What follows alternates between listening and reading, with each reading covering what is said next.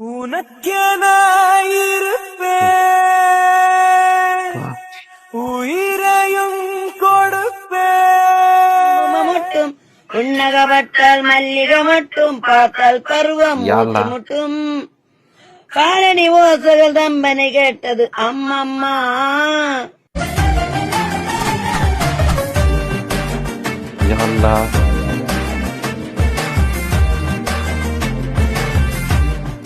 இந்த இன்ஸ்டாகிராம் போதை பெரியவங்களையும் விட்டு வைக்கலங்க. இன்னைக்கு இந்த வயசானவங்க இப்படி கூத்தாட்டம் போட்டுட்டு இருக்க இந்த சமயத்துல வயசானவங்க எப்படி நடத்துக்கணும் அப்படிங்கிறத பாடம் சொல்ற மாதிரி யூகேல ஒரு சம்பவம் நடந்திருக்கு. கசாவில் இருக்கக்கூடிய அப்பாவி பாலஸ்தீன மக்கள் கொல்லப்படுறாங்கிற அறிஞ்ச உடனே யாரும் இன்ஃபுளுசர்னு தன்னை காட்டிக்கிட்டு இன்ஸ்டால போய் ஆடாம அந்த அப்பாவி மக்களுக்கு போராடுவதற்கு வயதானவங்க எல்லாம் தெருவில் இறங்கி போராடுறாங்க. அங்க போராடினா என்ன சட்டம் தெரியுங்களா? ஆக்ஷன் 33. இந்த ஆக்ஷன் 33 தீவிரவாதிகளுக்கு ஆதரவான சட்டம்னு அர்த்தம். இதனால 14 வருஷம் சிறைவாசம் கிடைக்கும்.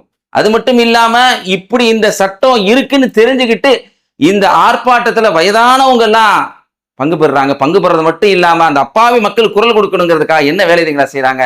ஐ எம் ஏ டெரரிஸ்ட், நான் டெரரிஸ்ட் தான். அது உண்மைக்காக நான் போராடினேன்னா அதுக்காக நீ எனக்கு டெரரிஸ்ட் பட்டம் கொடுத்தாலும் சரி, கைது செஞ்சாலும் பரவாயில்ல, அந்த கைதை ஏத்துக்குவோம் அப்படின்னு போராடிக்கிட்டு இருக்கிறாங்க. இந்த மக்களுடைய நிலையை பாருங்க. சோசியல் மீடியாவை பயன்படுத்துறவங்க நம்ம அந்த மீடியாவை பயன்படுத்துறது சமுதாயத்துக்காக, நம்மளுடைய மறுமை வெற்றிக்காக இருக்கணுமே தவிர இப்படி போதையில சிக்கி நம்முடைய மறுமை வாழ்க்கையை பால்படுத்துற மாதிரி நடந்து கொள்ளக்கூடாது. நம்ம வச்சிருக்க இந்த சோசியல் மீடியா என்பது மக்களுடைய வாழ்வை பற்றி பேசி அவங்களுடைய முன்னேற்றத்துக்காக இதை பயன்படுத்தணுமே தவிர இப்படி தவறான எண்ணம் பயன்படுத்தக்கூடாது. இதுல இருந்து அல்லாஹ் அனைவரையும் காப்பாற்றணும்.